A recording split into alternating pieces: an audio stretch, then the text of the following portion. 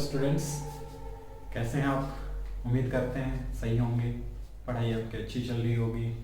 ठीक है, तो अब हमने बात की थी रिसेंट टॉपिक में हमारे ऑस्टवाल्ड प्रोसेस से नाइट्रिक एसिड बनाने के बारे में। ठीक है, तो आज हम बात करेंगे, कल के ही टॉपिक को आगे कंटिन्यू करते हैं। ठीक है, हमने कल बात की थी ऑस्टवाल्ड प्रोसेस से नाइट्रिक एसिड बनाने के लिए कुछ रिएक्शंस देखी थी। जिन बच्चों को रिएक्शंस में कोई प्रॉब्लम रही हो तो आप कमेंट बॉक्स में डालें। मेरे कॉन्टेक्ट नंबर डालता हूं मैं थंबनेल्स पे, वहां से लेकर के आप व्हाट्सएप पे डालें। ठीक है, आपको सॉल्यूशन मिलेगा। अब हम बात करते हैं हमारे अगले उसी से रिलेटेड अगले टॉपिक की कि जो HNO3 है वो क्या था। कल हमने बात की थी कि एक अच्छा ऑक्सीडाइजिंग एजेंट होता है। ठीक है, हर वो मॉलिक्यूल जो टूट करके नेसेंट ऑक्सीजन प्रोवाइड करवाता हो, हर वो एलिमेंट जो इलेक्ट्रॉन को लॉस करने की टेंडेंसी रखता हो, सॉरी इलेक्ट्रॉन को गेन करने की टेंडेंसी रखता हो, वो ऑक्सीडाइजिंग एजेंट होंगे। ठीक है, जैसे कोई एलिमेंट है इलेक्ट्रॉन को गेन कर रहा है तो इसका मतलब क्या होगा कि उसने सामने वाले से इलेक्ट्रॉन लिए हैं, और सामने वाले से इलेक्ट्रॉन लिए तो सामने वाले का क्या होगा, ऑक्सीडेशन। उस किसकी वजह से हुआ, जिसने इलेक्ट्रॉन लिए उसकी वजह से। तो एक अच्छा ऑक्सीडाइजिंग एजेंट हो गया। अब हमने 10th में पढ़ा था कि एडिंग ऑफ ऑक्सीजन क्या होता है।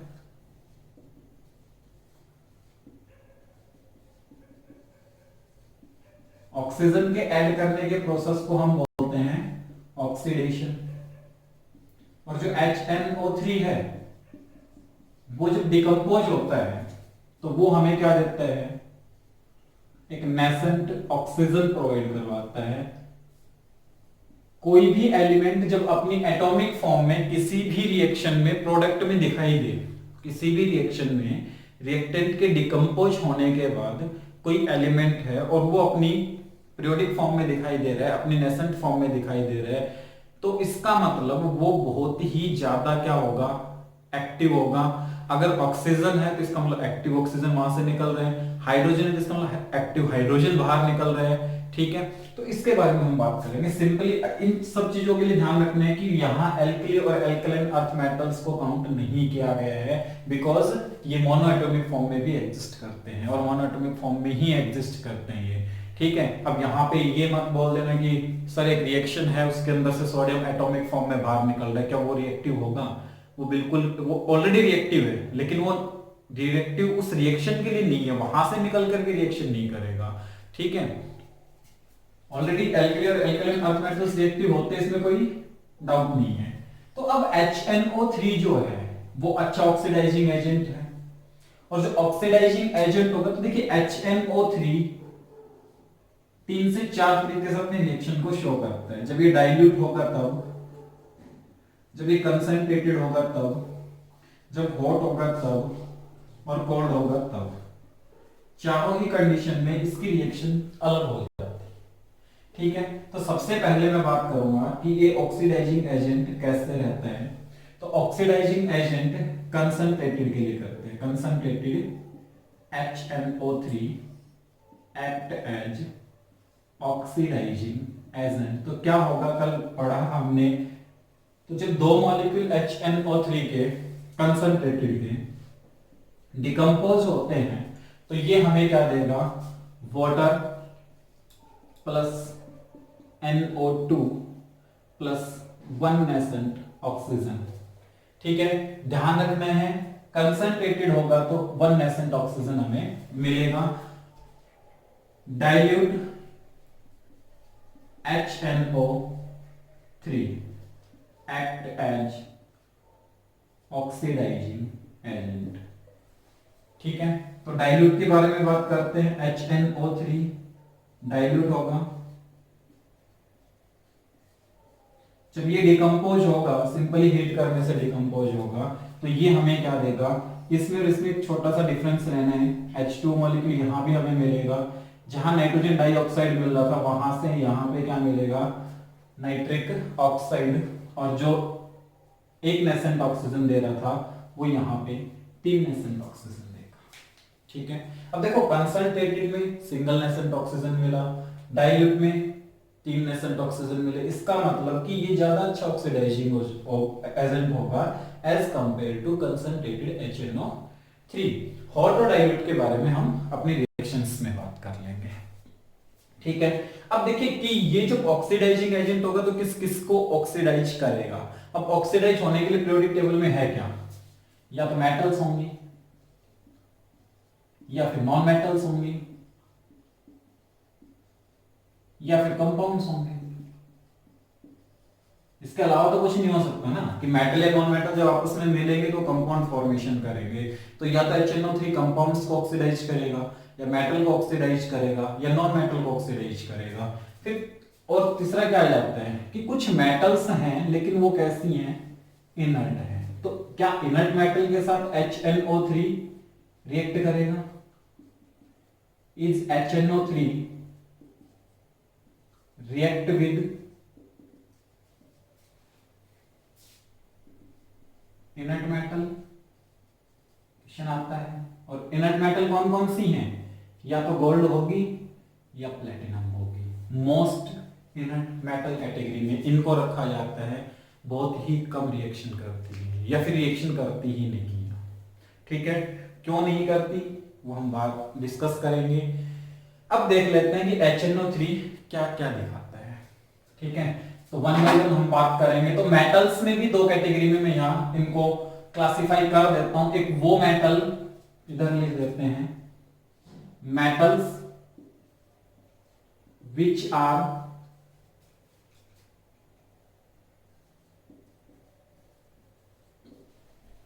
मोर इलेक्ट्रोपॉजिटिव देन हाइड्रोजन। और दूसरी कैटेगरी क्या होगी, metals which are less electropositive, या फिर आप कह सकते हो more electronegative than hydrogen. ये कैटेगरी हम बना देते हैं, हमें आसानी रहेगी आज का टॉपिक समझने में, ठीक है। पढ़ते हैं अब आगे हम अपने कॉन्सेप्ट की तरफ।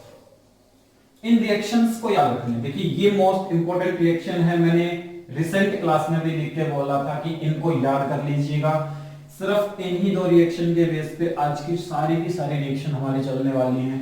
यहां से निकले हुए नेसेंट ऑक्सीजन ही कंपाउंड को, मेटल्स को, एलिमेंट्स को ऑक्सीडाइज करेंगे, ठीक है। तो firstly I will discuss about the oxidation of non metal with HNO3।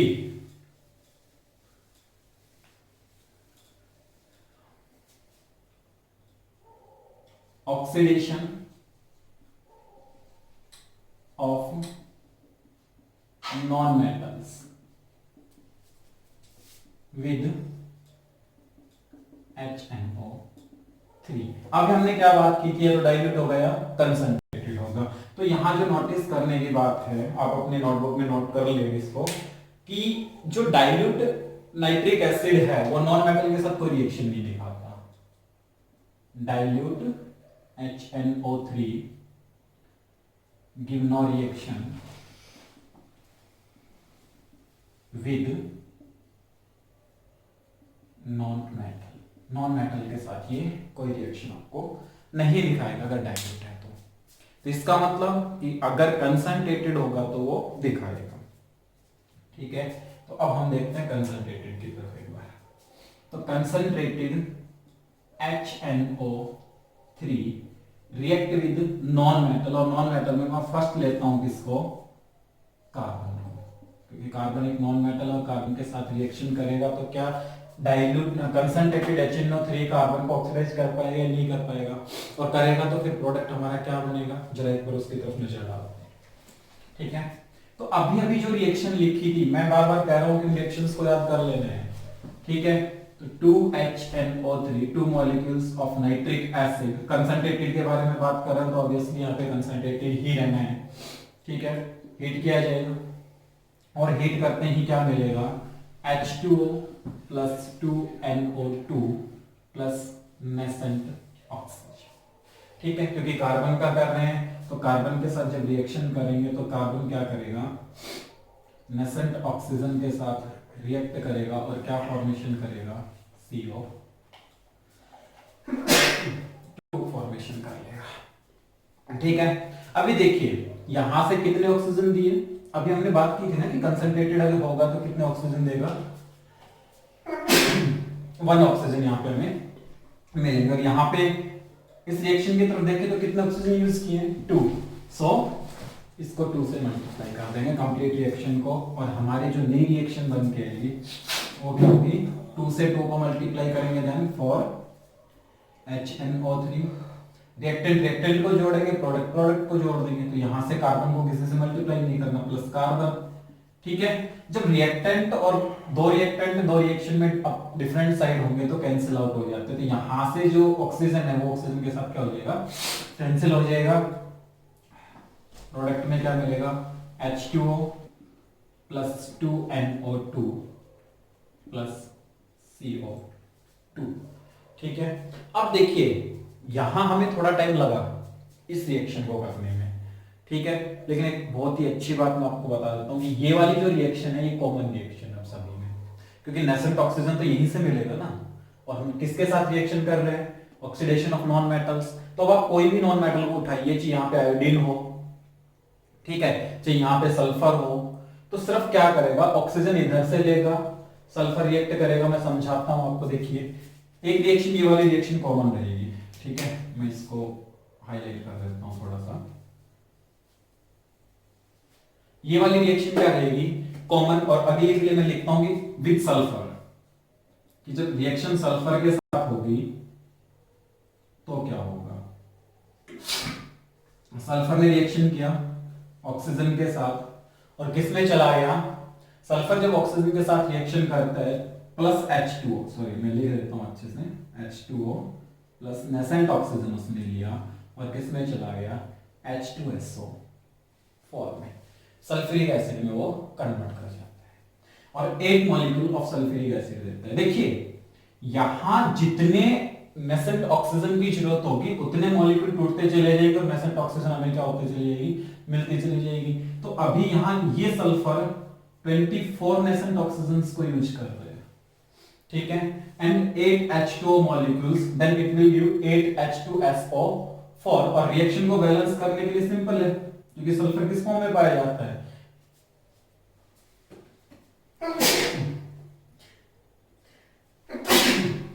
S8 की फॉर्म में पाया जाएगा, ठीक है। ओ हाँ, तो देखो, तो S8 यानी कि सल्फर अपने नेचुरल फॉर्म में S8 में मिलेगा, तो रिएक्शन को बैलेंस करने के लिए हम कर लेंगे। बस मेन बात याद रखने की है कि ये वाली जो रिएक्शन है कंसंट्रेटेड HNO3 के साथ कॉमन रिएक्शन होगी, तो इस रिएक्शन को अगर लिखेंगे तो फिर से अगर इस रिएक्शन को लिखें तो क्या आएगा कि यहां से मैं फिर से दोबारा से लिख देता हूं, HNO3 जब करेगा रिएक्ट तो क्या करेगा, हीट करेगा, तो H2O plus 2NO2 plus 1 nascent oxygen, और यहाँ पे कितने ऑक्सीजन यूज किए, 24, देन मल्टीप्लाई बाई 24। अब जब दोनों को जोड़ेंगे तो क्या आ जाएगा, 24 से मल्टीप्लाई करेंगे then 48 molecule of HNO3 and 8 molecule S8 plus 8 H2O, ठीक है। 24 से इधर भी 24 कैंसिल हो जाएगा, 24 से मल्टीप्लाई किया क्योंकि देखिए यहाँ एक ऑक्सीजन था और यहाँ 24 है, तो दोनों को कैंसिल तो करना पड़ेगा ना, जितने इसमें छोड़ेगा उतने ही तो लेगा, अब उसने एक छोड़ा 24 ले कैसे लेगा, तो यानी कि इसका मतलब कि यहाँ जब 48 मॉलिक्यूल्स HNO3 होंगे तब यहाँ 24 क्या मिलेगा, हमें ऑक्सीजन मिलेंगे। Then 24 H2O plus 2 48 HNO2 plus 8 H2SO4, यानी कि ये वाली रिएक्शन हमारी रिएक्शन होगी, ठीक है। तो अब देखिए इसमें यही चीजें हैं जो हमें याद करनी है मेनली, कि एक रिएक्शन को याद करो, सल्फर के साथ रिएक्शन करवाता है तो इसके साथ रिएक्शन करो, ये एग्जाम में पूछी जाती है रिएक्शन, ठीक है। तो एग्जाम में पूछा जाता है कि what happen when concentrated HNO3 react with sulphur, then this reaction will be written in exam, इस रिएक्शन को हम लिखेंगे, ठीक है। उसके बाद अगली रिएक्शन के बारे में अगर हम बात करें, क्योंकि हम बात कर रहे हैं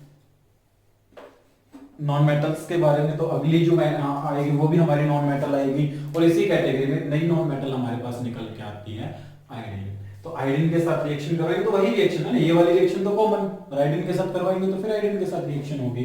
ठीक है, तो जब आयोडीन होगा तो I2 की फॉर्म में एग्जिस्ट करता है, और I2 क्या करेगा, I2 रिएक्ट करेगा 5 नेसेंट ऑक्सीजन के साथ, और ये हमें देगा आयोडीन पेंटा ऑक्साइड।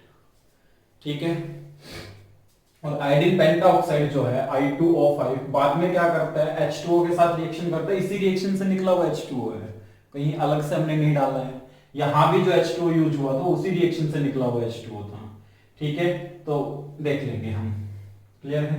तो उसके बाद हम क्या बात करेंगे, I2O5 जो होगा वो रिएक्शन करेगा किसके साथ, H2O के साथ, और H2O के साथ रिएक्शन करके क्या करेगा, आयोडिक एसिड फॉर्मेशन करेगा 2HiO3।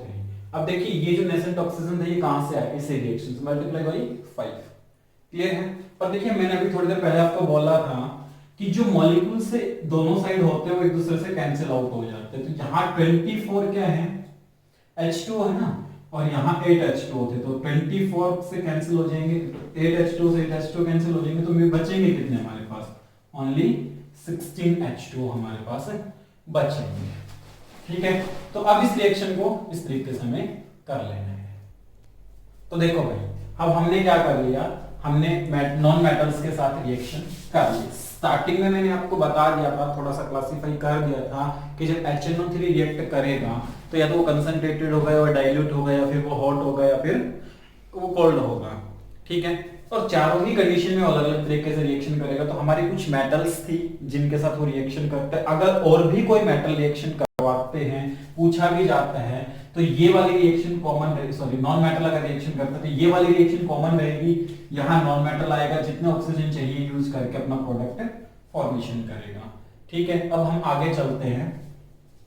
Oxidation of non metal हमने कर लिया। अगला जो हमारा टॉपिक रहेगा वो रहेगा oxidation of compounds.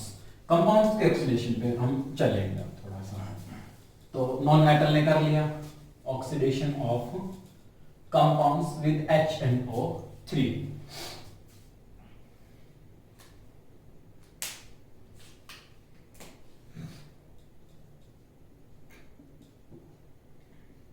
Compounds with HNO3।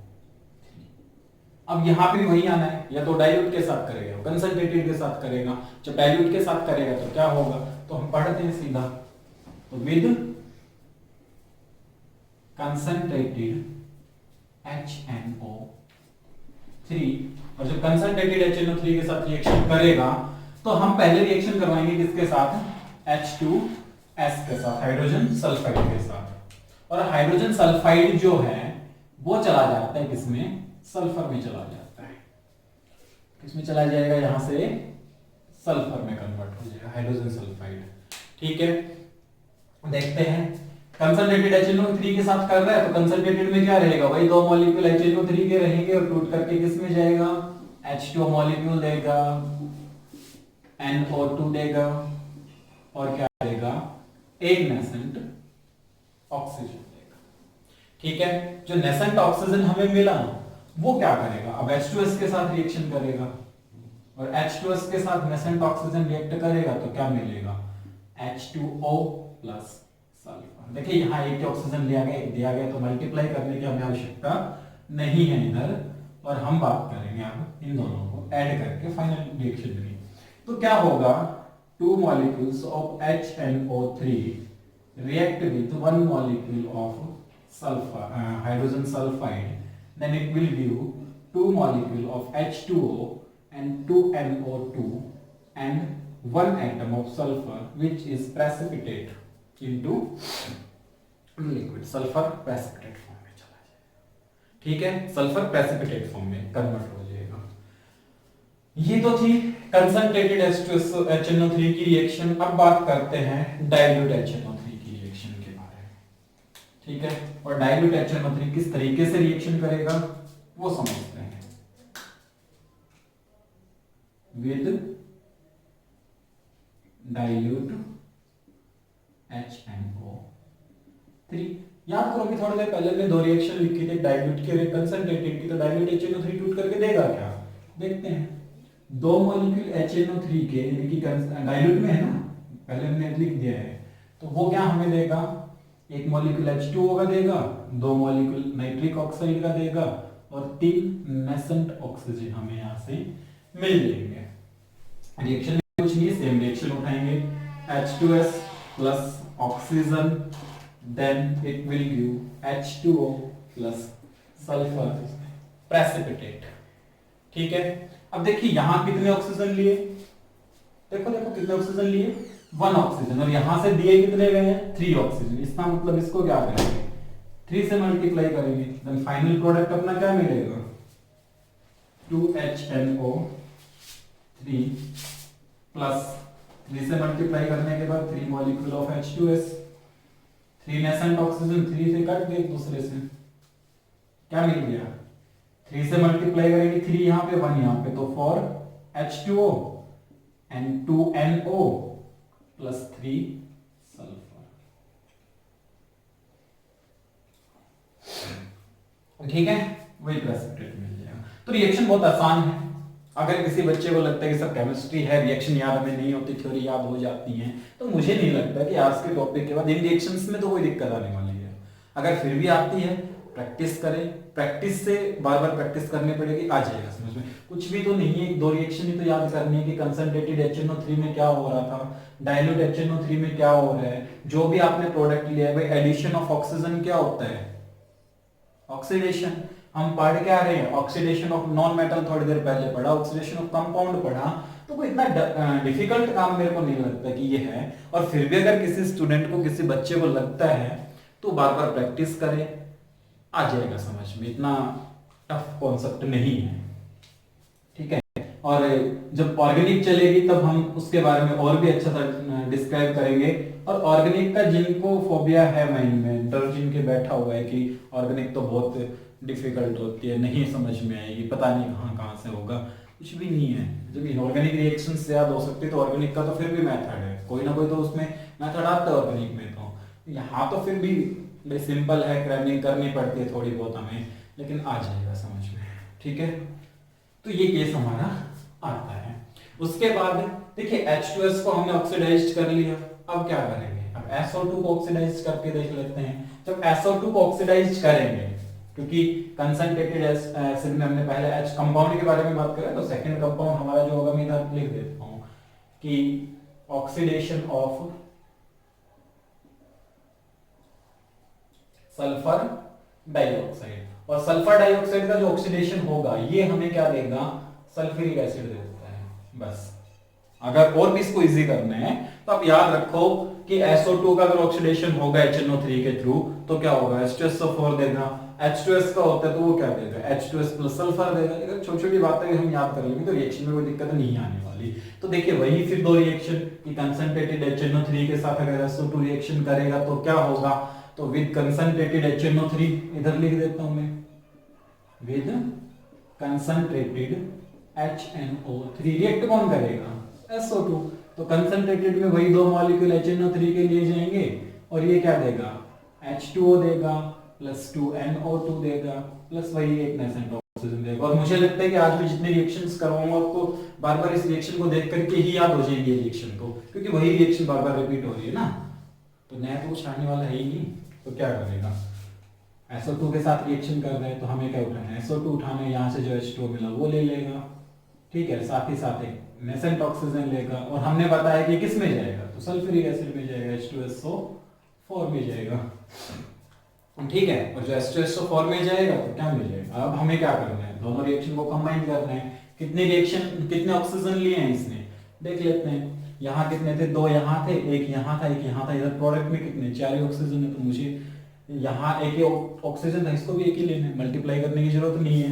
तो क्या होगा, 2HNO3 प्लस रिएक्टेंट रिएक्टेंट को जोड़ना है, प्रोडक्ट प्रोडक्ट को जोड़ना है, H2 है, दोनों एक दूसरे से कैंसिल हो जाएंगे, ऑक्सीजन ऑक्सीजन कैंसिल हो जाएगा।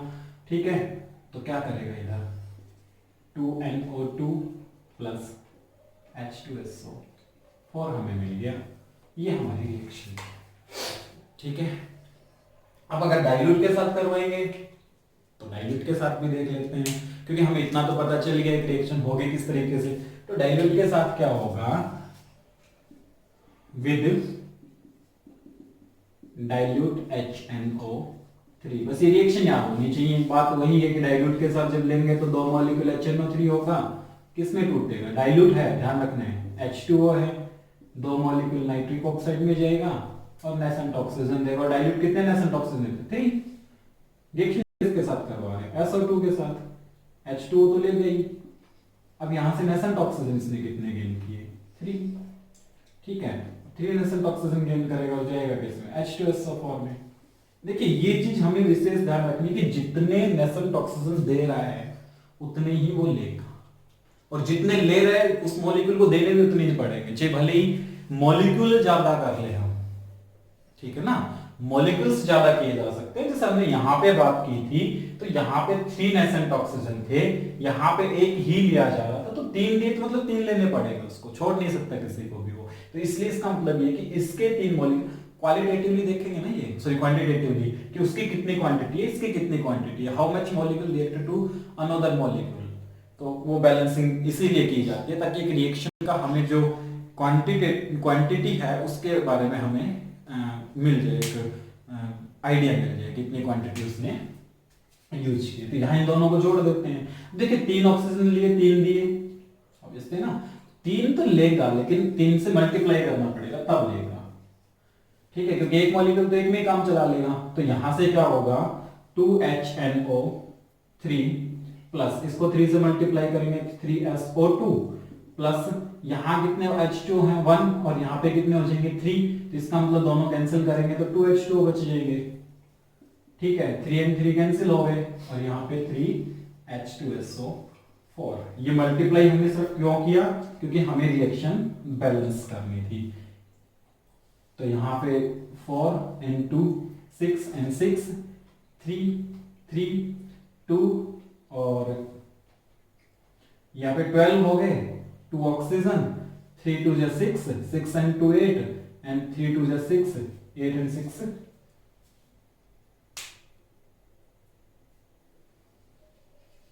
तो मल्टीप्लाई करेंगे तो इसका हाँ ये रहेगा, ठीक है, कोई दिक्कत नहीं है। 3 नेसेंट ऑक्सीजन दिए, 3 के साथ वो कर लेगा। एंड यहाँ पे कुछ ना कुछ शायद मेरे को लग रहा है कि 3 ऑक्सीजन से मल्टीप्लाई किया 3SO2 6 12 और 2 14 12, ठीक है, कर लेना इसको एक बार देख करके ना, मैं देखता हूँ फिर भी कुछ रह गया हो तो इसमें। हाँ भाई देखो समझ में आया ना कि क्या हो गया, हमने एक छोटी सी मिस्टेक कर दी यहाँ पे, तो इस चीज को एक बार चेक भी कर लेंगे हम। देखिए यहाँ पे हमने HNO3 तो लिख दिया, मल्टीप्लाई करके SO2 लिख दिया, इधर से इसको कैंसिल करके जितने बच्चे वो लिख दिया, ये तो रह गया ना, इसको नहीं लिखा तो इसको इधर क्या करेंगे 2NO लिख देंगे। अब रिएक्शन कंप्लीटली हमारी बैलेंस है, तो इस तरीके से ये रिएक्शन कर लेगा, ठीक है। तो आई डोंट थिंक कि you have any doubt about these reactions.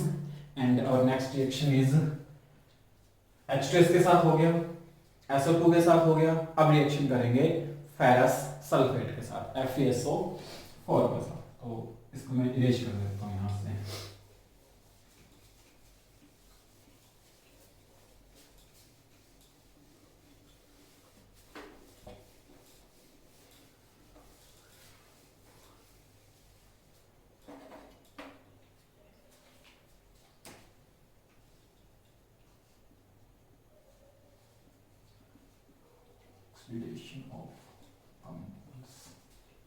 ठीक है, अगला ऑक्सीडेशन हमारा आएगा फेरस सल्फेट, और फेरस सल्फेट किस में जाएगा, फेरिक सल्फेट में जाएगा।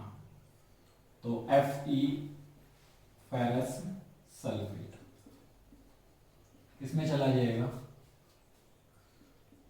फेरिक सल्फेट में। अब फेरस सल्फेट फेरिक सल्फेट में जाएगा तो पहले क्या करेंगे, कंसंट्रेटेड HNO3, और concentrated HNO3 with concentrated HNO3 क्या करेगा, HNO3 टूटेगा किस पे, वही H2O plus 2NO2 plus nascent oxygen.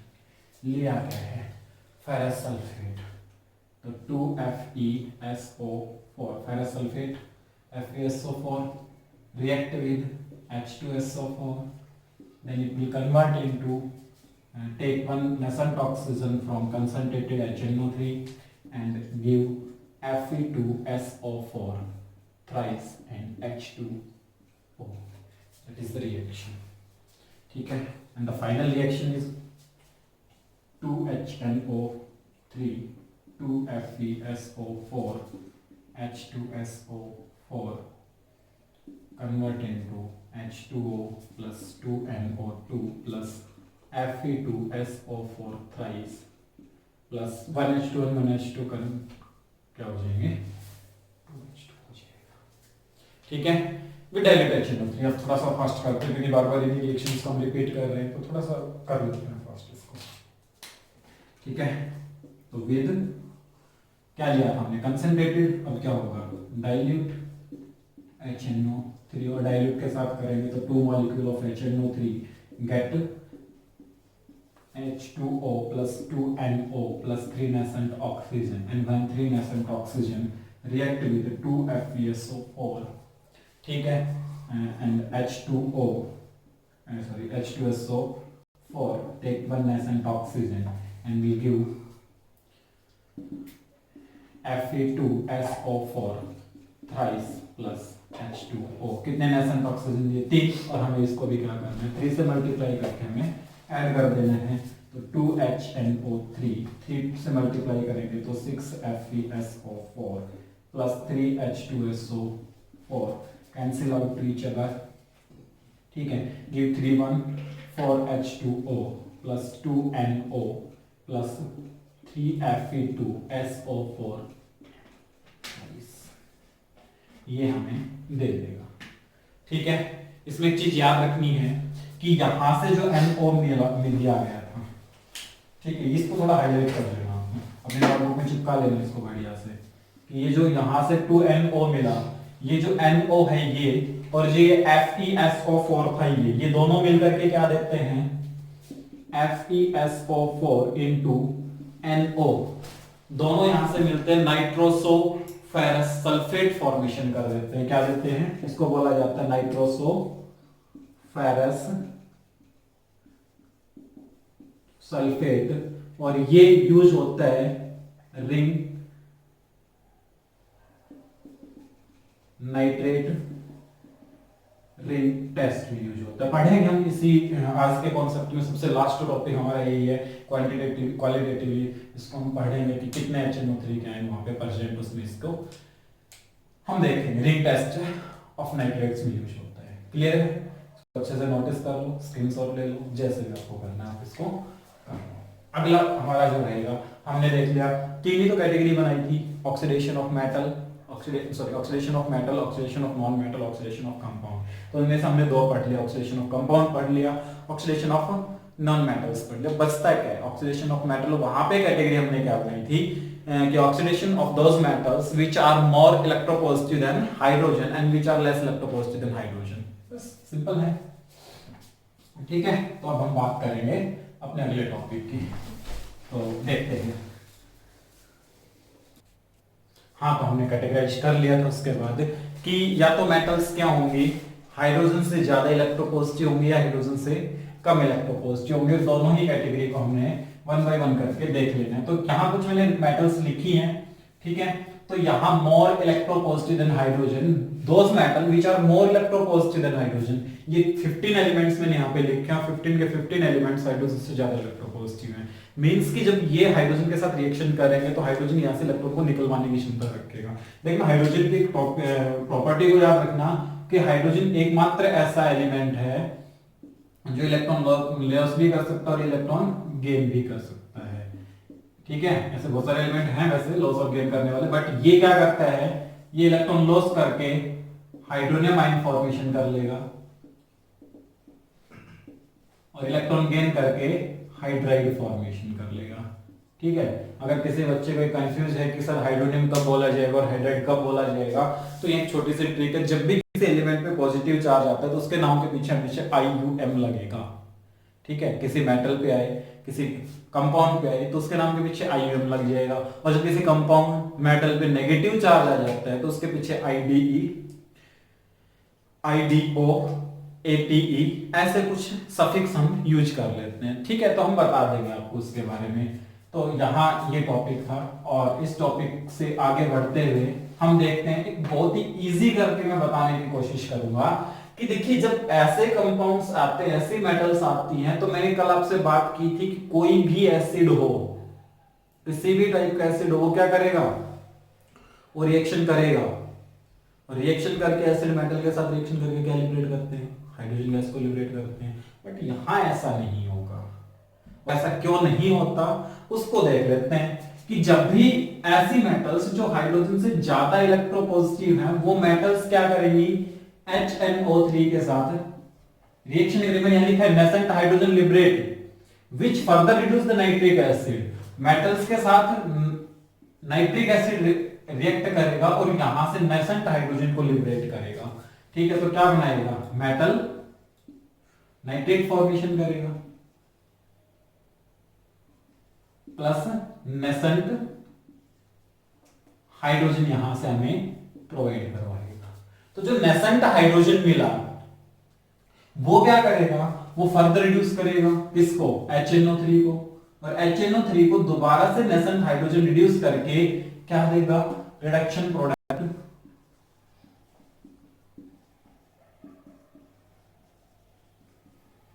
और H2O हमें देगा।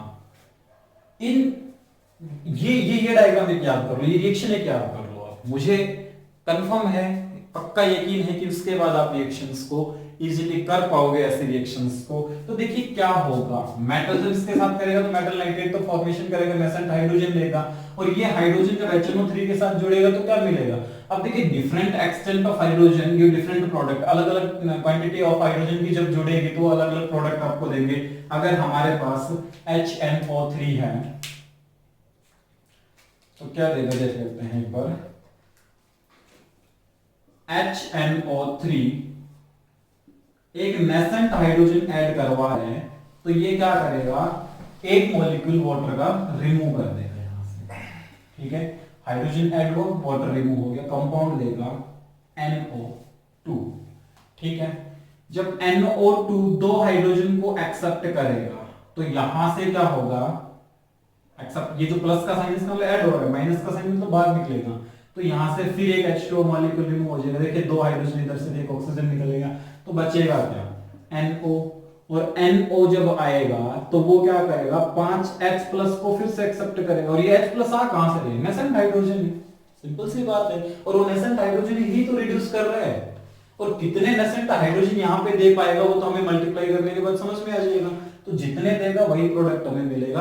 अब ये चीज ध्यान रखनी है कि कई बार हमने पढ़ा है कि जब कॉपर के साथ रिएक्शन होती है तो वहां पे क्या होता है, ब्राउन कलर का फ्यूम निकलता है, कई बार कलरलेस गैस भी निकल जाता है। अगर किसी बच्चों ने रिएक्शन करके देखी हो तो पक्का देखना कि वहां से जब नाइट्रिक ऑक्साइड की नाइट्रिक एसिड की रिएक्शन करवाते हैं किसी मेटल के साथ तो एक ब्राउन कलर का धुआं वहां पे स्मोक बाहर निकलता है। वो क्यों निकलता है, क्योंकि यहाँ मेटल नाइट्राइट फॉर्मेशन होगा, साथ ही साथ जो NO2 बना, हाइड्रोजन लेगा ना नाइट्रिक एसिड, दोबारा से हाइड्रोजन लेके क्या रिडक्शन प्रोडक्ट देगा, तो रिडक्शन प्रोडक्ट में क्या है, रिडक्शन, यही तो रिडक्शन प्रोडक्ट है, प्लस H2 तो बाहर निकल, तो यही तो होता है ब्राउन कलर का जो फ्यूम है, ब्राउन कलर का जो स्मोक है। और जब कलरलेस देगा तो वो NO होगा, तो इसका मतलब क्या है, 2H प्लस उसने गेन किया, इधर से H प्लस गेन किया, और अगर और भी ज्यादा आप देते हो तो यहां से NO से वो NH3 फॉर्मेशन कर लेता है।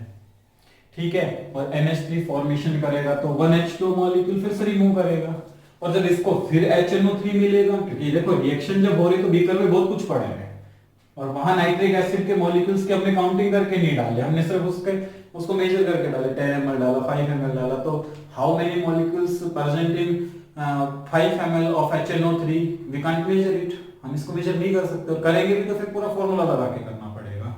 ठीक है, तो यहाँ HNO3 क्या लेते हैं, हमें NH4 NO3 ammonium nitrate formation करवाएगा। इसको जब हीट करेंगे तो यहां से फिर H2O बाहर निकल जाएगा, तो 2 and 1, तो क्या मिलेगा जब H2O बाहर निकलेगा तो यहां से क्या देगा, N2O देगा। क्लियर है, कोई डाउट है? अब देखिए बहुत सारे बच्चों को लग रहा होगा कि ये रिएक्शन सर कहां से उठा लाए, हमें कुछ समझ में नहीं आया क्या था क्या नहीं था। समझने का बहुत सिंपल सा मेथड है। मैंने आपसे क्या बोला कि हम मेटल के साथ रिएक्शन करवा रहे हैं। जब मेटल के साथ रिएक्शन करेगा तो वहां दो तरीके की मेटल होंगी, या तो वो हाइड्रोजन से ज्यादा इलेक्ट्रोपॉजिटिव होंगे या हाइड्रोजन से कम इलेक्ट्रोपॉजिटिव होंगे। जो हाइड्रोजन से कम इलेक्ट्रोपॉजिटिव है इसका मतलब हाइड्रोजन से ज्यादा इलेक्ट्रोनेगेटिव होंगे। यहां मैं ज्यादा लिखने नहीं जाऊंगा, सिंपल याद रखा, हाइड्रोजन से ज्यादा इलेक्ट्रोपॉजिटिव और कम इलेक्ट्रोपॉजिटिव। अब जब ज्यादा इलेक्ट्रोपॉजिटिव होंगी तो क्या होगा, देखिए मेटल जब रिएक्शन करेगा किसके साथ, HNO3 के साथ, ठीक है, और HNO3 के साथ रिएक्शन करके मेटल नाइट्रेट और नसेंट हाइड्रोजन ले लेगा। नसेंट हाइड्रोजन जो था वो HNO3 को फर्दर रिड्यूस करेगा, जैसे कि मैंने उधर लिख रखा है, तो इसका स्क्रीनशॉट लेकर के सेव कर लो, माइंड में सेव कर लो इसको, कि ये फर्दर क्या करेगा, इसको रिड्यूस करेगा और आपको रिडक्शन प्रोडक्ट प्लस H2O देगा। और ये जो मैंने नीचे लिखे हैं यही तो रिडक्शन प्रोडक्ट है इसके, जहां रिडक्शन प्रोडक्ट लिखा है उसकी जगह ये आएंगे। अभी मैं रिएक्शन करवा के बताऊंगा आपको, ठीक है, इसलिए मैं एनालाइज नहीं करूंगा, पहले इसको रिएक्शन को करवा के दिखाऊंगा फिर आगे चलेंगे। तो ये जो रिडक्शन प्रोडक्ट है ये एक्चुअली डिपेंड किस पे करते हैं, there are 3 factors on which depend the reduction product. The first, nature of metal, ठीक है, सेकंड टेम्परेचर,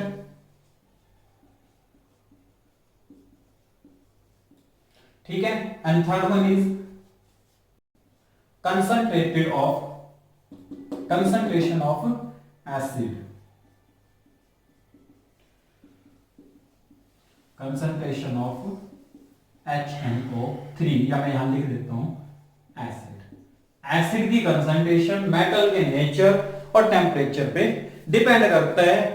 ज्यादा डाइल्यूशन होगा, देखिए कंसंट्रेटेड ऑफ एसिड के साथ मैं यहां पे हाईलाइट कर देता हूं, छोटी सी चीज लिख देता हूं, more dilution greater the extent of reduction, more dilution, जितना ज्यादा डाइल्यूशन होता चला जाएगा greater the extent of reduction। इस चीज को नोटिस रखना बस, जहां ये जो अभी बोर्ड पे जो कुछ लिख रखा है अगली रिएक्शंस के लिए वही सब इंपॉर्टेंट है, ठीक है, और इन्हीं की तरफ हमें ध्यान देना है। क्लियर है? अभी पढ़ते हैं अगली रिएक्शंस के बारे में, हम क्या रहेंगे, ठीक है। तो यहां ये सब टॉपिक हमें याद रखने, बढ़िया से इसको लिख लो, स्क्रीनशॉट ले लो, माइंड में सेंड कर लो, ठीक है, कुछ भी करो पक्का याद करो वैसे इसको, ये जरूरी है। आगे चलते हैं, फिर थोड़ा सा बढ़ते हैं अपनी रिएक्शंस को लेकर के।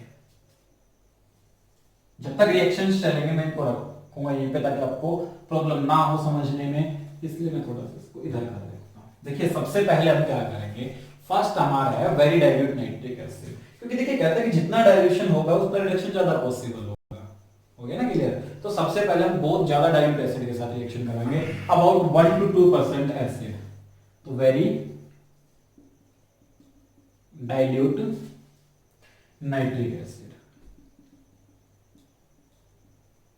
अबाउट 1 to 2%, 1 से 2% के बारे में हम बात करेंगे, ठीक है। सबसे पहले मेटल्स के साथ बात चल रही है तो मैग्नीशियम को उठा लेते हैं। मैग्नीशियम, क्योंकि देखिए ऊपर लिख रखा है अमोनियम मेटल में से उठाएंगे, मैग्नीशियम को उठा लेते हैं और जब 2HNO3 के साथ रिएक्ट करेगा तो मेटल नाइट्रेट, देखा ना, मेटल नाइट्रेट, मेटल रख दिया, HNO3 रख दिया, प्रोडक्ट क्या बनेगा, मेटल नाइट्रेट और नेसेंट हाइड्रोजन, और नेसेंट हाइड्रोजन फर्दर रिड्यूस होकर के क्या देगा, तो यहां से क्या मिलेगा आपको, MgHNO3 ट्वाइस प्लस हाइड्रोजन। यही चीज हाईलाइट करने की है भाई, नोटिस कर लेना, समझाऊंगा थोड़ी देर के बाद। दूसरा उधर क्या है, मैग्नीज, देखो ये वाला था, इसको उठा लेते हैं, मैग्नीज के साथ रिएक्शन करवाते हैं Mn के साथ, तो 2HNO3, ठीक है, HNO3 के साथ जब रिएक्शन करेगा तो क्या मिलेगा, मैग्नीज नाइट्रेट फॉर्मेशन करेगा NO2 प्लस यहां से भी हाइड्रोजन। ये उस डेफिनेशन को प्रॉपर फॉलो कर रहा है कि when a reactive metal react with acid then it will give hydrogen gas. दी जा रही है ना, यही चीज मैं कल से समझाने में लग रहा था और ये चीज अब टॉपिक आ गया समझाने का कि क्या रहेगा। बहुत बार रिएक्शन पूछी जाती है कि जिंक के साथ रिएक्शन करेगा तो हाइड्रोजन नहीं देता, जबकि रिएक्टिव मेटल है। इसे हमने वो उठाई है, क्या उठाया, मैग्नीशियम से उठाया, मैग्नीशियम यहीं से उठाया, अभी जिंक उठाएंगे तो जिंक के साथ रिएक्शन डिफरेंट हो जाती है। वही चीज समझते हैं क्यों होती है। ये वाला पूरा आपको याद रखना है, ठीक है। मैं बार बार बोल रहा हूँ किसको याद रखना है, अगर अच्छा स्कोर करना है पी ब्लॉक के लिए तो याद रखना है, ठीक है। चलते हैं, क्या क्या बातें बताई थी। नेचर ऑफ मेटल हो गई ना पहली बात, टेम्परेचर। अब टेम्परेचर को उठा के चलेंगे कि जब टेम्परेचर चेंज होगा तो प्रोडक्ट्स क्या बनेगा, ठीक है। चिपका लेना इसको अपने नोटबुक पे। हाँ, अब बढ़ते हैं। अब मैं उठाता हूं जिंक, जो कि हमारे लिए सबसे ज्यादा प्रॉब्लम का एलिमेंट है, सबसे ज्यादा रिएक्शन यहीं से आती है। जिंक जब नाइट्रिक एसिड के साथ रिएक्शन करता है तो वो क्या नहीं देता हमें, हाइड्रोजन गैस नहीं देता। देख लेते हैं ना कैसे नहीं देगा। जिंक है, रिएक्शन करेगा किसके साथ, HNO3 के साथ। हाँ, एक चीज और लिख देता हूं यहाँ पे, क्योंकि टेम्परेचर का केस अब हम ले रहे हैं तो कोल्ड डाइल्यूट नाइट्रिक एसिड के बारे में बात करेंगे। Cold dilute nitric acid, cold रहेगा, डाइल्यूट रहेगा, HNO3 रहेगा, ठीक है। कंडीशन अप्लाई, जिंक के साथ रिएक्शन, क्लियर है ना। तो जिंक क्या करेगा, HNO3 के साथ रिएक्शन करेगा, ओके। रिएक्शन का बैलेंस में साथ के साथ कर देता हूं, दो मॉलिक्यूल लेंगे। Metal react with HNO3, metal react with HNO3, then metal nitrate, क्या मिलेगा, जिंक NO3 ट्वाइस प्लस क्या देगा, नेसेंट हाइड्रोजन, दी ना। यही वजह थी कि यहां से हाइड्रोजन को रिमूव नहीं करता, because nascent hydrogen further reduce the HNO3 and give reduction products with H2O। अब जो देखिए ये जो H है, HNO3 किसमें चला जाता है, 8 हाइड्रोजन लेकर के। मैंने बोला देखिए 5 हाइड्रोजन जब NO को दिए जाएंगे तो किसमें कन्वर्ट हो जाएगा, NH3 में। रिमूव क्या करेगा, H2। और की बात ये कितने 8, मतलब 5 या 5 से ज्यादा है ना, तो मिलेगा क्या, NH3 प्लस H2O, क्लियर है। अब जो NH3 है, क्योंकि ये भी एक अच्छा क्या है, NH3 फिर से रिएक्शन करेगा किसके साथ, HNO। देखो ऊपर लिख रखा है ना, NH3 फिर से HNO3 के साथ, देखो HNO3 हमने डाल रखा है। ये जो NH3 है, अमोनिया है, वो रिएक्शन करेगा किसके साथ, HNO3 के साथ, और हमें क्या दे देगा, NH4NO3, अमोनियम नाइट्रेट। रिएक्शन को 3 पार्ट्स में हमने पढ़ा, जिंक की रिएक्शन को।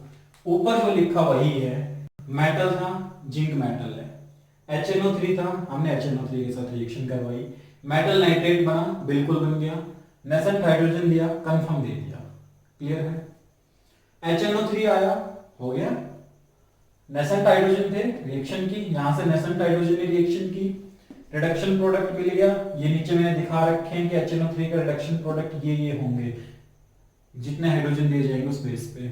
NH3 मिल गया, H2O बाहर निकल गया। NH3 के बाद हमने पढ़ा, इस चीज को याद रखना है कि NH3 का HNO3 के साथ जब रिएक्शन करेगा तो क्या देगा, NH4NO3, क्लियर है।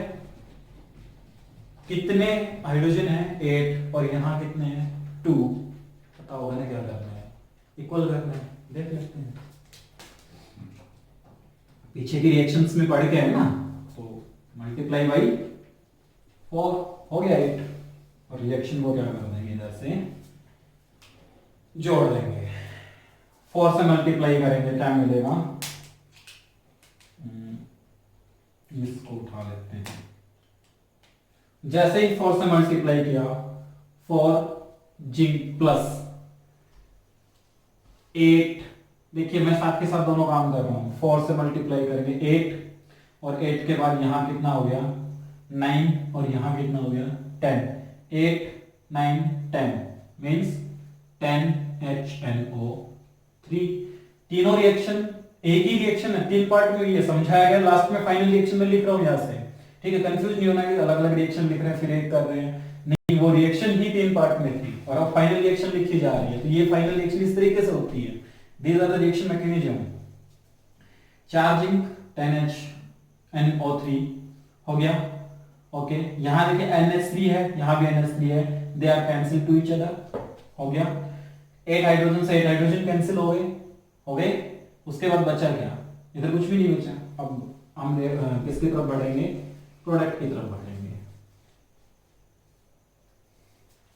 4 से मल्टीप्लाई करेंगे, 4 जिंक NO3 ट्वाइस, वो कट गया NH3 से, NH3 कट गया, बचा क्या H2O,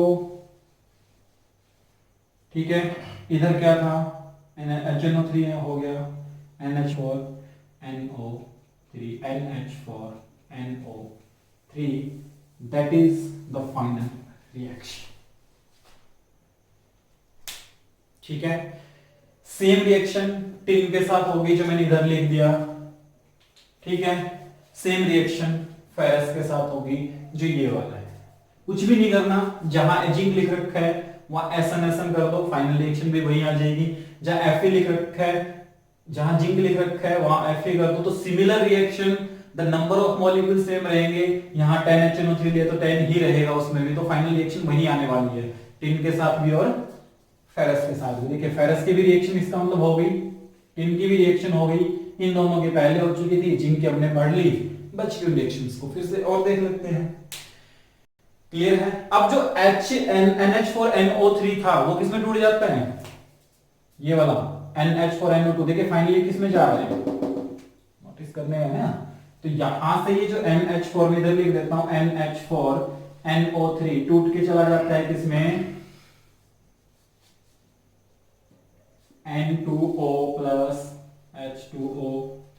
तो हो सकता है कि कुछ बुक्स में इस रिएक्शन में NH4NO3 ना लिख करके फाइनल रिएक्शन में ऐसे दिखा दे, 4 zinc 10HNO3, 4 zinc nitrate H2O, H2O यहां एक और मिल गया, एक ही हो गया, तो 2H2O प्लस N2O। तो don't be confuse about that because NH4NO3 decompose to give NO2 and H2O। ये मोस्ट इंपोर्टेंट रिएक्शन है, बहुत बार बच्चे वैसे स्कूल में पूछते हैं, सर देखिए जिंक ने यहाँ क्या रिएक्शन की है, वहां क्या रिएक्शन की है। भाई फॉर्मूला अप्लाई करो, सब कुछ आपके सामने आएगा, सिर्फ इसको माइंड में रखो, मेटल कोई भी आए अपने आप निकल के आएगी रिएक्शन। किसके साथ करवा लिया, कोल्ड डाइल्यूट के साथ करवा लिया, अब हॉट डाइल्यूट के साथ करवा लिया, क्योंकि टेम्परेचर का एक क्या है, एक अहम रोल है यहाँ टेम्परेचर का। कोल्ड के साथ करवा लेते हैं, डाइल्यूट के साथ करवाएंगे तो यहाँ रिएक्शन में माइनर सा चेंजमेंट आपको देखने को मिलेगा, और वो मैं आपको समझाता हूँ। पूरा ही करवा लेते हैं इस रिएक्शन को फिर एक बार, हो गया ना। तो कोल्ड की जगह आप ले लेंगे हॉट, बस यही, इसी वजह से HNO3 एक थोड़ा सा अलग एसिड्स की कैटेगरी में रख दिया जाता है, because temperature, nature of metal and concentration of acid, all factors give the different reactions. तीनों ही फैक्टर हमें डिफरेंट रिएक्शंस के बारे में बता देते हैं। तो यहां जो दूसरा है वो क्या है, अभी कोल्ड डाइल्यूट के साथ क्या था ना, हॉट डाइल्यूट HNO3, हॉट रहेगा डाइल्यूट रहेगा, किसके साथ, वही जिंक के साथ हमें करवाना है। तो क्या करेंगे भाई, सिंपल है, हॉट रहे कोल्ड रहे, प्रोडक्ट तो सेम मिलने, नंबर ऑफ मॉलिक्यूल से डिफरेंट होंगे ना। मेटल है, जिंक उठा लो, HNO3 है, बिल्कुल रख लो। हाउ मेनी मॉलिक्यूल, रिएक्शन को बैलेंस करेंगे तो 2 मॉलिक्यूल्स आ जाएंगे, पहले मैं बैलेंस करके चलता हूं, देगा क्या, metal nitrate means zinc nitrate, और क्या देगा, नेसेंट हाइड्रोजन, सिंपल है। How many nascent hydrogen, 2 nascent hydrogen, give this reaction, क्या रहेगा NH3 प्लस 8 हाइड्रोजन, सिंपल, अभी तो पहले तो लिखा था ना, अब ये मत कहना सर बार बार उसी चीज को रिपीट कर रहे हो, माइनस का डिफरेंस मिलेगा यहाँ पे भी, ठीक है, क्या मिलेगा, नाइट्रोजन क्या देगा, NH3 देगा, सॉरी NH, हाँ HNO3 because HNO3 hydrogen, NH3 plus H2O, HNO3 hydrogen क्या देगा, HNO3 हाइड्रोजन, हाइड्रोजन मिलते चले गए, देखिए 5 2 and 1, हाउ मेनी हाइड्रोजन, कितने दिए आपने, HNO3 को दिए कितने, 1 3 और 5 हो गए कितने टोटल, 8, 8 में प्रोडक्ट फाइनल क्या है, NH3 आया, सिंपल है, NH3 प्लस H2O बाहर निकल गया। फिर उसके बाद क्या मिला आपको, जो NH3 यहां से मिला है, अभी पीछे रिएक्शन में क्या लिखा था कि NH3 क्या करेगा, फिर से HNO3 के साथ रिएक्शन करेगा, ऊपर भी लिख रखा है NH3 के साथ रिएक्शन करेगा और क्या देगा, NH4NO3, और NH4NO3 क्या है, वही रिएक्शन वापस से क्या देगा, पुट करके N2O plus H2O, and what is final reaction? तो फाइनल रिएक्शन अपनी क्या आएगी, इधर लिख देते हैं, थोड़ी जगह कम समझने की कोशिश कीजिएगा। How many hydrogen, 8, then multiply by 4 given for zinc, वही 8 9 10 plus 10 HNO3 plus NH3 cancel to each other, 8H cancel to each other, NH4 NO3 give, और से मल्टीप्लाई करेंगे ZnNO3 ट्वाइस, NH3 कैंसिल हो ही गया था, बचा क्या था, H2O किसी से कैंसिल हुआ नहीं तो उसको लिख लेंगे, एक H2 यहाँ पे एक यहाँ पे है, तो क्या आ जाएगा 2H2O प्लस NH4 से NH4NO3 कैंसिल हो गया, तो इसको भी इधर लिखने की आवश्यकता हमें नहीं है क्योंकि फाइनली में ये कैंसिल हो जाता है। तो ये रिएक्शन है। अच्छा, साथ ही साथ हमें क्या मिला, N2O प्लस, हाँ प्लस N2O, और यही है नाइट्रस ऑक्साइड। कलर क्या होता है इसका, ब्राउन कलर का हमें मिलेगा, फ्यूम मिलेगा ब्राउन कलर का। सिमिलर मैग्नीशियम, मैग्नीशियम के साथ भी सेम रिएक्शन हो गया आगे चल करके, ठीक है। यहां तक मैग्नीशियम के साथ हमने पढ़ लिया था, यहां तक कर दिया था, हाइड्रोजन रिमूव कर दिया था, फिर बाकी रिएक्शन करके सिमिलर विद मैग्नीशियम, ठीक है। ये तो डाइल्यूट का था। अब केस किसका आता है, कंसंट्रेटेड का। कंसंट्रेटेड के बारे में हम बात, हाँ तो ये रिएक्शन है, सॉरी बाय मिस्टेक मैंने यहाँ नाइट्रस ऑक्साइड बता दिया था, सॉरी डाइनाइट्रोजन ऑक्साइड, हाँ also called nitrous oxide is laughing gas, ठीक है।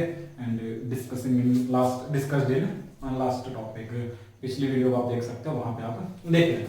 देखिए हॉट डाइल्यूट के साथ हो गया, कोल्ड डाइल्यूट के साथ हो गया, डाइल्यूट के बाद केस क्या बचता है, कॉन्संट्रेटेड। देखते हैं यहाँ ये हमें क्या देगा, कुछ नया चमत्कार ही दिखाएगा। HNO3 है ना, कुछ अलग ही देगा भाई, देख लेते हैं।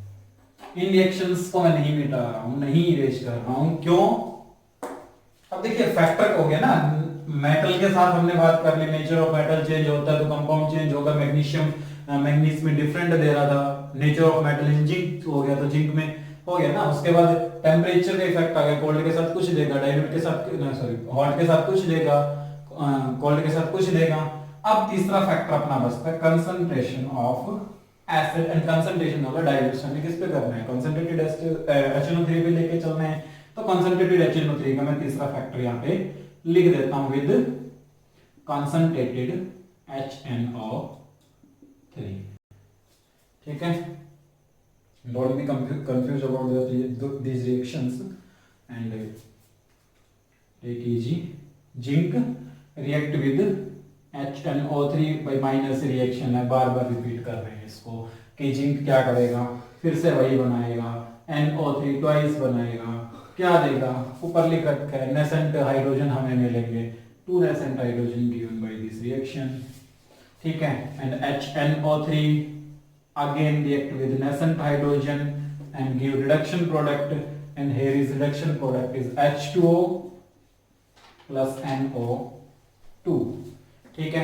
Nitrogen dioxide, how many hydrogen given by this 2 and multiply by 2, then complete reaction is zinc plus 2 and तो 4HNO3, देखिए 4 कैसे हुआ, 2 ऑलरेडी थे, 2 से मल्टीप्लाई करने के बाद 4 हो गया, hydrogen hydrogen cancel to each other and zinc HNO3 twice plus 2H2O plus 2NO2, बस इतना सा ही डिफरेंस है, बाकी रिएक्शन कॉमन है। अभी थोड़ी देर पहले N2O मिल रहा था, अब NO2 मिल गया, ठीक है ना। ये चीज याद रखने की, रिएक्शन कॉमन है, ठीक है। Don't be confuse about these reactions, बार बार मैं रिपीट कर रहा हूँ इस चीज को। अब देखते हैं, एक छोटा सा एक्सेप्शन यहाँ पे आ जाता है। एक्सेप्शन का नाम आए तो घबराहट होनी चाहिए ना, नहीं होनी चाहिए यहाँ पे। केमिस्ट्री बढ़ रहा है, केमिस्ट्री में एक्सेप्शन तो आते रहेंगे। क्या बात कर रहे थे, जब कॉन्सेंट्रेटेड बात कर रहे हैं, कॉन्सेंट्रेटेड HNO3 की एंड रिएक्शन करेगा, हॉट है, कॉन्सेंट्रेटेड है, विद कॉन्सेंट्रेटेड, हाँ ठीक है, कॉन्सेंट्रेटेड HNO3। और देखिए मैं यहां नोटिस करवा देता हूं कि जिंक, मैग्नीशियम, बिस्मिथ, क्लियर है, और लेड, इन सभी रिएक्शंस में आपको फाइनल प्रोडक्ट जो मिलेगा N2O की बजाय वो NO2 मिलेगा। जैसे थोड़ी देर पहले रिएक्शन में लिखा था, जहां N2O तो NO2 हो जाएगा जब ये मेटल्स रिएक्शन करेंगे। नोटिस कर लीजिएगा, बहुत ज्यादा कैटेगराइज कर दिया स्कॉलर लोग, इतना डिफरेंशिएट कर दिया कि अगर पूरी वीडियो को देख करके एक बार इसका जो निकालोगे, पूरा सारांश जिसको बोलते हो निकालोगे, तो आपको पता चलेगा कि इतना एक एक टॉपिक को उधेड़ दिया है पूरा, ठीक है। एक्सेप्शन में क्या आता है कि जो 2HNO3 था, कंसंट्रेटेड है ना, कॉमन रिएक्शन वही है कि क्या देगा, H2O प्लस 2NO2 प्लस सम नेसेंट ऑक्सीजन। सही लिखा है, गड़बड़ कर दी, कंसंट्रेटेड है ना, एक आएगा, ठीक है। और अब देगा क्या, टिन के साथ जब भी रिएक्शन होगी, कहां है टिन, SN लिख रखा ऊपर, टिन के साथ जब भी रिएक्शन होगी, SN के साथ जब रिएक्शन होगी, दो नेसेंट ऑक्सीजन को उठाएगा और H2O इधर से पकड़ेगा, और जो फाइनल प्रोडक्ट देगा स्टेनस ऑक्साइड, स्टेनस एसिड देगा, H2SNO3, स्टेनस एसिड के नाम से जाना जाता है। फाइनल रिएक्शन लिखना, कितने oxygen Lee, 2 and multiply by 2, and for HNO3 react with SN, no multiplication by second reaction, 2 and 2 cancel to each other, ठीक है। तो यहां पे multiply by 2, सॉरी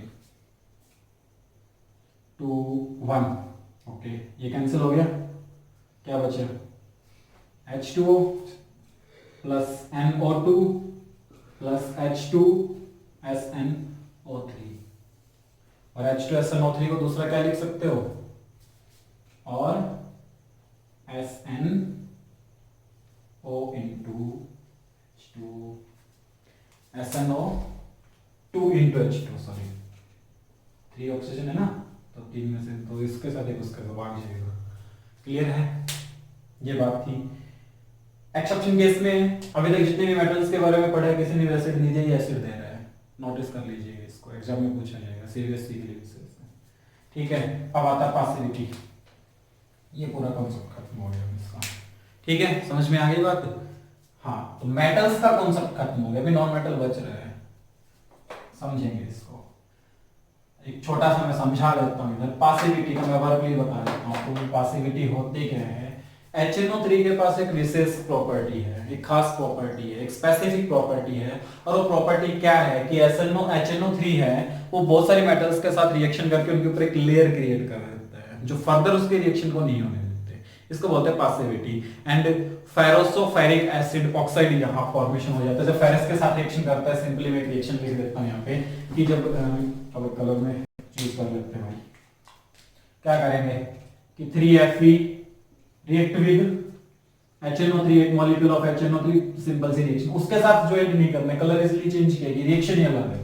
क्या बनाएगा, FeO इंटू Fe2O3 प्लस भाई ये बन गया, बचेगा क्या, NO2 प्लस H2O, इसको बोलते हैं फेरोसोफेरिक ऑक्साइड, ये बनाएगा, लिख देता हूं यहाँ पे फेरोसोफेरिक ऑक्साइड बनाएगा। भाई बहुत याद रखने की बातें हैं, ठीक है, हो गया पूरा कॉन्सेप्ट खत्म मेटल्स के साथ। अब बात करते हैं वो मेटल्स मोर इलेक्ट्रोपॉजिटिव देन हाइड्रोजन और लेस इलेक्ट्रोपॉजिटिव देन हाइड्रोजन, और उन मेटल्स की कैटेगरी में बहुत कम को हम चूज करेंगे, और जो कम को चूज करेंगे वो क्या रहेगा देखते हैं 1 मिनट के अंदर। हाँ तो भैया अब हमें बात करने की इसके बारे में, भी थोड़ी देर पहले हम बात कर रहे थे उन मेटल्स के बारे में जिनकी इलेक्ट्रोपॉजिटिविटी हाइड्रोजन से ज्यादा थी, इनकी इलेक्ट्रोपॉजिटिविटी हाइड्रोजन से कम है, और वो मेटल है कॉपर, सिल्वर और मरकरी। क्लियर है? अब देखिए अभी थोड़ी देर पहले मैंने एक डायग्राम लिखा था कि metal react with HNO3 then give metal nitrate plus nascent hydrogen, then further HNO3 reduced by nascent hydrogen give the reduction product and H2O।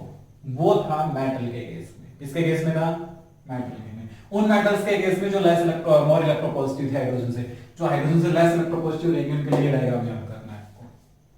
क्या मेटल HNO3 है, जहां मेटल नाइट्रेट दिया तो मेटल ऑक्साइड हो जाएगा, जहां नेसेंट हाइड्रोजन दे रहा था NO2 plus NO with water. Metal oxide जो ये है वापस से HNO3 के साथ रिएक्शन करेगा, मेटल नाइट्रेट प्लस H2O देगा। क्लियर है? बहुत सारे बच्चों ने क्या होगा ना, कॉपर के साथ जब नाइट्रिक एसिड की रिएक्शन की होगी, ब्राउन सा वहां पे स्मोक निकला होगा। ये NO2 जो है यही ब्राउन है, ये ब्राउन स्मोक है भाई, ठीक है, ब्राउन फ्यूम है ये। और NO जो कलरलेस है, उसका कोई कलर नहीं होता। देख लेते हैं रिएक्शंस को, फिर एक बार चलते हैं दोबारा से डिफरेंट कलर के साथ देखते हैं। विद कंसंट्रेटेड HNO3 किसके साथ करेंगे? कंसंट्रेटेड HNO3 के साथ क्या निकलेगा? Nitrogen dioxide. थोड़ा बड़ा हो गया ना, कोई बात नहीं, थोड़ा सा एडजस्ट कर लेना भाई, नॉलेज की चीज है। ठीक है, क्या करेगा? वही 2HNO3 कंसंट्रेटेड है ना, तो देगा क्या? H2O plus 2NO2 plus nascent oxygen. How many nascent oxygen given by the concentrated HNO3? There is one oxygen given by the concentrated HNO3 and one oxygen react with copper. क्या बनाएगा? Simple है ना, concentrated लिया oxygen, copper oxide बना देगा। Sorry, copper के साथ nascent oxygen reaction करेगा एंड कॉपर ऑक्साइड फॉर्मेशन करेगा। मेटल ऑक्साइड बन गया, फिर से HNO3 के साथ रिएक्शन करेगा, HNO3 देगा क्या? Metal nitrate plus HNO3, metal nitrate में कॉपर नाइट्रेट प्लस H2 लिया, H2O। ये बात मैंने पहले लिख दी थी, नाइट्रोजन डाइऑक्साइड देगा, दे दिया, रिएक्शन को जोड़ देते हैं। कितना ऑक्सीजन थे? एक मल्टीप्लाई करने की आवश्यकता हमें बिल्कुल भी नहीं है। कॉपर ऑक्साइड से copper oxide cancel, HNO3 as it is बैठा रहेगा, इधर HNO3 बैठा रहेगा। HNO3 2 है ना, तो यहाँ भी 2 रहेगा। Then 4HNO3 plus copper give 2H2O CuNO3 twice plus 2H2O plus 2NO2। Clear है? तो बच्चों ध्यान से यही चीज हमें नोटिस करनी है। किसके साथ था? कॉन्सेंट्रेटेड के साथ, डाइल्यूट के साथ। वही बात है कि थोड़ा सा चेंज कर देंगे इस रिएक्शन को। डाइल्यूट में पता है ना, हमें पूरा नाम कहानी पढ़ के आ चुके हैं कि डाइल्यूट होगा तो यहाँ जाए एक ऑक्सीजन मिल रही, 3 मिल जाएंगी। ठीक है, तो कॉन्सेंट्रेटेड था, इधर ही लिख देता हूँ, इरेज करने की जरूरत नहीं है। विद डाइल्यूट HNO3, डाइल्यूट लेंगे 2HNO3, डाइल्यूट है, H2 देगा प्लस NO देगा प्लस 3 नेसेंट ऑक्सीजन देगा। देखिए कॉन्सेंट्रेटेड के साथ नाइट्रोजन डाइऑक्साइड दिया, डाइल्यूट के साथ क्या देगा? NO nitric oxide. कलरलेस है भाई, इधर आपको ब्राउन फ्यूम मिलेगा, इधर कोई कलर नहीं मिलेगा। ठीक है, वही उठाना है, कॉपर के साथ रिएक्शन करेगा, copper nascent oxygen, than copper oxide, भाई मेटल ऑक्साइड मिल गया, फिर से क्या करेगा? नाइट्रिक एसिड के साथ रिएक्शन करेगा, copper oxide with nitric acid, then give copper nitrate plus H2O। करना क्या है हमें? तंत्र मंत्र लगाने हैं। यहाँ 3 ऑक्सीजन थे, यहाँ कितने? 1 करो भाई, 3 कर देते हैं। मिलने के बाद कैंसिल हो जाएगा, तो क्या मिलेगा? 2 4HNO3, ऑलरेडी 2 था, बैलेंस करने के लिए लिखा है सिर्फ। यहाँ 3 हो गया, प्लस 3 कॉपर, किसमें जाएगा 3 कॉपर ऑक्साइड है, तो यहाँ कितने कॉपर ऑक्साइड है, नोटिस करना इस चीज को, कितने कॉपर ऑक्साइड है, एक है ना, इधर 3 हो गए, इसको भी क्या करेंगे मल्टीप्लाई बाई 3, एंड 3 से मल्टीप्लाई करने के बाद क्या आएगा, कॉपर ऑक्साइड से कॉपर ऑक्साइड कैंसिल, 2 3 2 6 8, तो यहाँ कितने होंगे 8 HNO 3 कॉपर एंड गिव 3 4, तो CONH मल्टीप्लाई बाई 3 था तो 3 से होगा, 3 H2 यहाँ एक यहाँ रखा है, कितने हो गए टोटल 4 H2O, यहाँ किसी से मल्टीप्लाई नहीं किया, क्या मिलेगा 1 NO, भाई ये कलरलेस होगा, ठीक है, हो गया, दैट्स ऑल, यहां तक की रिएक्शंस थी। करते हैं आगे अगले टॉपिक के साथ। तो ये था किसके साथ, reaction with metals, less electropositive, इससे पहले पढ़ा reaction with metal more electropositive than hydrogen. तो भाई हमने बात कर ली उन मेटल्स की जो हाइड्रोजन से ज्यादा इलेक्ट्रोपॉजिटिव थी, उन मेटल्स की जो हाइड्रोजन से कम इलेक्ट्रोपॉजिटिव थी, ठीक है। कंपाउंड्स के साथ HNO3 का ऑक्सीडेशन देख लिया, नॉन मेटल्स के साथ HNO3 का ऑक्सीडेशन देख लिया। अब मैंने एक कैटेगरी और भी रखी थी कि कुछ इनर्ट मेटल भी है, तो भाई उनका क्या कसूर, उनको भी उठा लेते हैं। जब इतना कुछ देख लिया तो एक और लास्ट सही, क्या इनर्ट में क्या आते हैं, गोल्ड एंड प्लैटिनम। ये मेटल ऐसी हैं जो रिएक्शन करती नहीं है, इनको नोबल मेटल के नाम से जाना जाता है, नोबल मेटल्स। रिएक्शन नहीं करेंगे, रिएक्शन नहीं करेंगे तो क्या करेंगे, रिएक्शन क्यों नहीं कर रही, क्योंकि HNO3 एक स्ट्रॉन्ग एसिड तो है लेकिन इतना ज्यादा स्ट्रॉन्ग नहीं कि इनको अपने अंदर डिसोल्व कर पाए, तो उसकी ताकत को थोड़ा सा बढ़ाना पड़ेगा, और ताकत बढ़ाने के लिए 2 स्ट्रॉन्ग एसिड्स को कंबाइन करना पड़ेगा, and both strong acid is HCl and HNO3, these are in 3:1, here 3 molecule of HCl and 1 molecule of HNO3, and both are mixing to each other and give a very popular product which was studied in 10th class, aqua regia। पढ़ा था ना, एक question में पूछा जाता था कि एक महिला के पास सोने के कंगन थे, किसी व्यक्ति ने एक सॉल्यूशन में डाल करके उस कंगन को दिया, चमकदार तो हो गए लेकिन वेट उनका क्या हो गया, कम हो गया।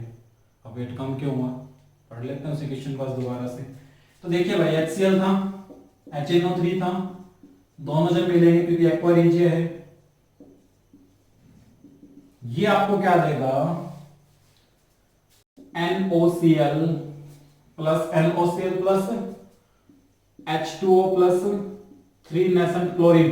ये बात मैंने बहुत पहले डिस्कशन कर लिया था आपसे, सॉरी 2 नेसेंट क्लोरीन 3 सॉरी क्योंकि 3 है ना, 3 नेसेंट क्लोरीन आपको यहां से मिल जाएंगे, बिकॉज 3 मॉलिक्यूल्स ऑफ 3 समझ लिया ना, 3 मॉलिक्यूल्स पर मॉलिक्यूल 3 नेसेंट ऑक्सीजन यहां से मिलेंगे।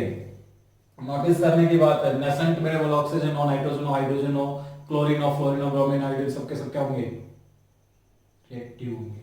ये क्या छोड़ देगा फिर किसको, रिएक्शन किसके साथ करना है, AU को। नेसेंट क्लोरीन को पकड़ेगा, क्या बना देगा AuCl3, प्लेटिनम को पकड़ेगा 4, वही मल्टीप्लाई कर देंगे भाई उनको, 4 क्लोरीन को उठाएगा, क्या मिलेगा PtCl और प्लेटिनम टेट्राक्लोराइड, और जो AuCl3 है वो क्या करेगा, सॉरी AuCl फिर से किसको पकड़ेगा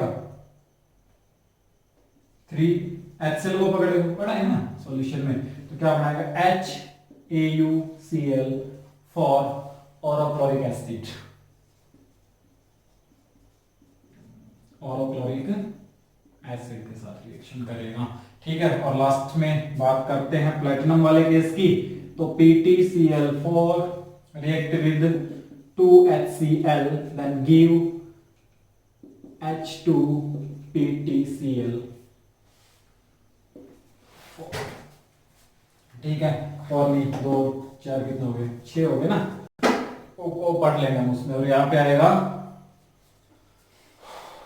क्लोरोप्लेटिनिक एसिड, इसका नाम क्या है, प्लेटिनिक एसिड, ठीक है। यहां इसकी राम कहानी खत्म होती है HNO3 की। छोटा सा टॉपिक में और बता देता हूं कि ऑर्गेनिक कंपाउंड्स में भी HNO3 बहुत बहुत बहुत ज्यादा इंपॉर्टेंट रोल प्ले करता है। नाइट्रेशन में यहाँ पे होता है, जब नाइट्रेशन में NO2 जुड़ता है तो HNO3 को लिया जाता है, कंसंट्रेटेड और डाइल्यूट को। HNO3 बार बार मैं यहाँ पे डिस्कशन कर रहा हूँ कि क्या है, एक बहुत ही ज्यादा स्ट्रॉन्ग और अच्छा ऑक्सीडाइजिंग एजेंट है, जिसकी वजह से बहुत सारे ऑर्गेनिक कंपाउंड्स को भी क्या करने की क्षमता रखता है, ऑक्सीडाइज करने की क्षमता रखता है। C12H22O11 react with 36 molecule of HNO3 and give oxalic acid। किसमें कन्वर्ट हो जाएगा, oxalic acid 36NO2 plus H2O, और H2O यहां से आपको देंगे कितने, 23 molecules of H2O given by this reaction। ऐसे बहुत सारे प्रोडक्ट पड़े ऑर्गेनिक, ये C12H22O, 2O11 क्या है, शुगर, और शुगर को जब HNO3 के साथ रिएक्शन करवाओगे देन क्या मिलेगा, वहां पे ऑक्जेलिक एसिड। ठीक है, नाइट्रेशन में यूज किया जाता है, मैं ज्यादा डिस्कशन नहीं करूंगा, वीडियो पहले ही बहुत बड़ा हो गया है। तो HNO3 जो है H2SO4 के साथ मिल करके नाइट्रेशन करवाने में बहुत बहुत ज्यादा इंपॉर्टेंट रोल प्ले करता है। नाइट्रेटिंग मिक्सचर के नाम से जानते हैं इसको, नाइट्रेटिंग मिक्सचर है ये। ठीक है, इससे ज्यादा हम इसके बारे में स्टडी नहीं करेंगे। यूजेज ऑफ नाइट्रिक एसिड की बात करें तो नाइट्रिक एसिड एक लैब रिएजेंट है, बहुत ज्यादा लेबोरेटरी रिएजेंट यूज होता है, एक अच्छा ऑक्सीडाइजिंग एजेंट है, पिकलिंग करने में काम आता है, स्टील की पिकलिंग करने में काम आता है। ठीक है, TNT ट्राइनाइट्रोटोल्यूइन RDX research and development explosive जैसे कुछ घातक हथियार बनाने में इसका यूज किया जाता है। ठीक है, और सबसे बैड जो इंपॉर्टेंट जो था, मैं उसके बारे में कल डिस्कशन करूंगा, इससे ज्यादा आज कोई डिस्कशन नहीं होगी। Ring test of nitrate ion थोड़ा सा डिस्कस किया था बीच में, इतना ही था। पूरी की पूरी रिएक्शन करेंगे, क्वांटिटेटिवली उसके लिए यूज किया जाता है, क्वांटिटेटिव एनालिसिस के लिए यूज किए जाते हैं। ठीक है, तो आज के टॉपिक के साथ इतना ही बहुत है, और जो काम आपको करना होता है वो तो करना ही है। क्या करना है, लाइक करना है, शेयर करना है। ठीक है, and don't forget hit the bell icon. Okay.